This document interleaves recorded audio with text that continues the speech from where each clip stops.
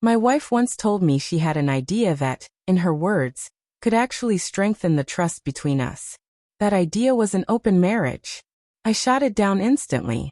2 weeks later, I discovered she had been secretly seeing her ex for months, long before she ever floated the suggestion. When I confronted her, she just shrugged and said, "You should be grateful I even brought it up to you at all." Then this morning, she opened one of her drawers, caught sight of a thick stack of papers, and suddenly my phone was buzzing with 44 missed calls in under an hour. Before I explain, I want to say, if you're hearing this, thank you for sticking around.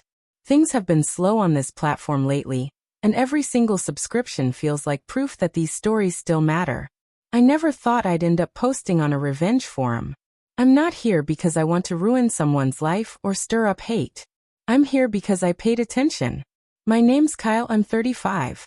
My soon-to-be ex-wife, Laura, is 33. We were married for nearly 7 years. No kids. Not because we were against it, just because we never made it a priority. We both had careers we cared about, a good circle of friends, and a routine that worked. I work in digital infrastructure, mostly remote. She was in creative marketing, always on the move. We were opposites, but it balanced out. We had our rhythm. We shared a grocery list on our phones. Took turns cooking. Spent Sundays cleaning the apartment while she sang along to indie rock with her AirPods in. We laughed a lot. I thought that meant something. Then one night, everything began to shift. She'd made this chickpea pasta recipe she'd found on TikTok, and we were on the couch afterward, half watching a show, when she turned to me and said, "Have you ever thought about trying something new with us?" I thought she meant a hiking trip, maybe a dog, or even traveling more. But then she said she'd been listening to a podcast about couples who try open marriages, and how it supposedly deepens trust and emotional honesty. I thought she was joking and laughed, but her face didn't change. "No, seriously," she said. "Not right away, but maybe one day. It could help us grow." That's when alarm bells went off. You don't just bring up that kind of thing out of nowhere. I told her no firmly. I'm not interested in sharing that kind of connection with anyone else. That's not what I signed up for. She nodded like she understood, then changed the subject to something random, like we'd just been talking about kitchen gadgets. But my mind didn't let it go. From that point on, I started noticing subtle changes. She stopped reaching for my hand in public. Her text replies got shorter. She started keeping her phone under her pillow at night. She began taking solo nights out, saying she needed to get unstuck creatively, that her co-workers were helping her reconnect with herself. I didn't want to become suspicious or controlling. I'd never checked her phone before, but something felt wrong. So I did what I'm trained to do in my job. When something doesn't add up, I log the details. Dates, times, places she said she'd be, how long she was gone, what she wore, whether she smelled like perfume or alcohol when she got back. Not because I wanted proof to trap her, just because I wanted to understand why we felt so disconnected. Her nights out became more deliberate. She dressed in a way that wasn't flashy, but intentional, like she wanted to catch one particular person's attention. And her alibis? Always the same 2 names, Emily and Sarah. Then one evening, she forgot to log out of our shared Spotify. That's when I saw it, a playlist titled Jason 23. 10 songs, all moody indie alt-rock. One of them was a song she once told me was their song. Jason, the ex she swore was toxic, manipulative, and permanently blocked from her life. I didn't say a word. I waited. Because people who lie eventually get comfortable enough to slip up. It became a pattern, Friday nights out with Emily or Sarah. I quietly checked Find My iPhone. She'd forgotten all about it since we'd set it up years ago. She wasn't at either friend's house. She was across town at the same small, cheap boutique hotel every time. The kind of place you'd never choose unless you wanted to stay hidden. One night, I decided to see for myself. I drove by after she'd parked. Waited until she went inside. There, right next to her car, was a black Honda Civic. Jason used to drive the exact same model. Hoodie up, cap pulled low. 3 minutes later, Laura entered through a side entrance. Same building, different doors. No need for pictures, no screaming confrontation. I had all the confirmation I would ever need. She came home later that night like nothing had happened. Kissed me goodnight. Told me she loved me. The next morning, I sat down with my laptop and began digging through our credit card statements. Most of her transactions were withdrawn in cash. A clever way to avoid leaving a paper trail. But she slipped up once. Buried between grocery store runs and gas station stops was a single, telling charge. An Uber drop-off at the same hotel I had already suspected. The fare, $16.80, was small, but its weight was crushing. I took a screenshot and added it to the growing collection of notes I'd been keeping. On Monday, I walked into a lawyer's office. Not to file anything, not yet, but to understand my options. He laid it all out for me. How to document a separation properly. How to quietly move my share of money into a separate account. How to protect joint assets from being drained. And how to legally remove someone from a shared credit line if infidelity could be proven. I scribbled everything down. It wasn't anger driving me. It was clarity. She hadn't asked for permission when she brought up the idea of an open marriage. No, she had already acted on her impulses long before that. Asking me about it later was nothing more than a preemptive plea for forgiveness, and I had no intention of granting it. By Thursday night, I was done pretending. We were halfway through dinner, Thai food her favorite, but she barely touched it. She kept glancing at her phone, not typing, just staring at the screen like she was waiting for something. Maybe it was the way she absent-mindedly flipped her hair, or how she called me babe 3 times in under 10 minutes, as though trying to soften me up, that made me finally ask. I set my fork down. Are you still seeing him? Her eyes blinked rapidly, clearly caught off guard. What? Jason. The sound of his name landed like a slap. Her fork froze halfway to her mouth. I kept my voice even. I know about the hotel. The Civic.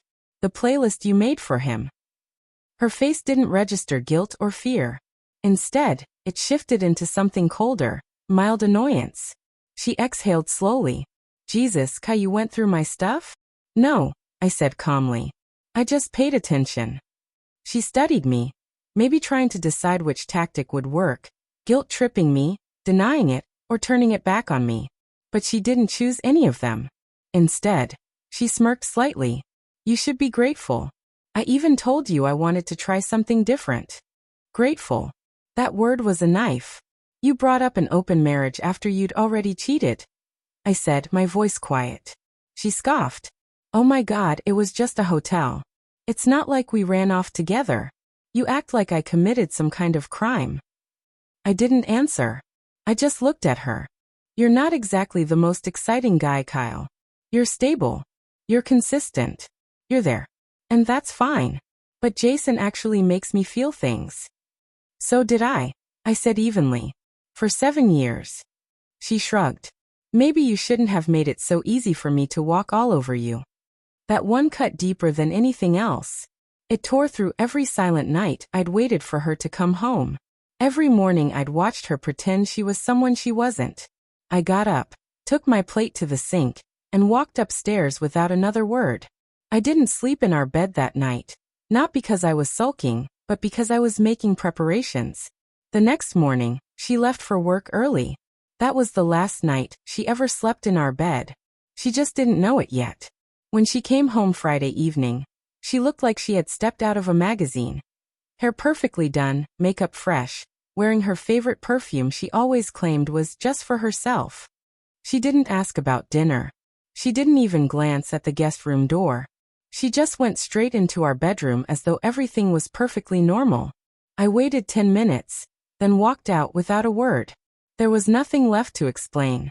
She had already revealed exactly who she was. Later that night, while she was probably scrolling through her phone, laughing at something Jason had sent, or maybe texting him about their next meetup, I knew she would eventually open the nightstand drawer. It no longer held chargers or old socks. Instead, it contained a neat stack of papers. The notarized separation agreement. No fights, no alimony, no shared assets. Just a clean break. My signature was already there. Hers was the only one missing. Behind it was a complete timeline, dates, times, hotel receipts, Uber records, playlists, account separation notices, and proof of her removal from our joint credit cards. On the last page, I'd written a single note. No need to talk. I've already heard the real you. Keep whatever's in the house. I only took what's mine. The key won't work anymore. Don't reach out. I wasn't there to see her find it. I was already gone, staying in a small short-term rental, 1 bedroom, no Wi-Fi, no noise. Just quiet. When I turned my phone back on the next morning, the screen lit up like fireworks. 44 missed calls, countless texts, voicemails, and emails. The messages followed a familiar pattern. Confusion, then deflection, then manipulation, then anger, then desperation. One read, "If you cared about me at all, you'd hear me out." I didn't reply to a single one. Not the tearful ones. Not the furious ones. Not even the ones where she tried to play the victim. I didn't block her. I just let the messages pile up into silence. She never believed I'd go through with it. She assumed I'd cool down, maybe sit alone in some cheap hotel, maybe cry, maybe call her. She thought I'd fold because I'd always been the calm one, the reliable one. But what she never understood is that when people like me finally leave, we never look back. A mutual friend reached out. Apparently, Jason had ghosted her almost immediately after learning about the legal documents. He blocked her number, deleted the playlist, and vanished. Predictable. She had torched the only steady thing she had for someone who never planned to stay.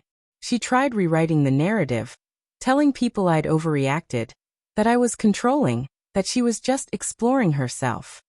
I didn't bother defending myself. I didn't need to.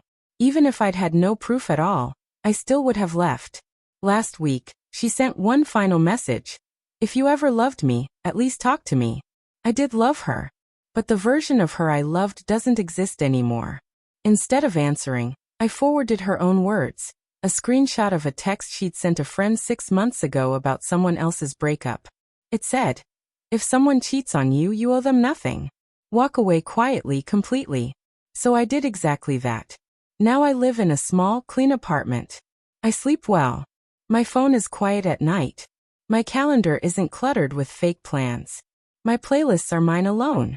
The other day, I caught myself smiling for no reason at all as I walked to my car, enjoying the peace.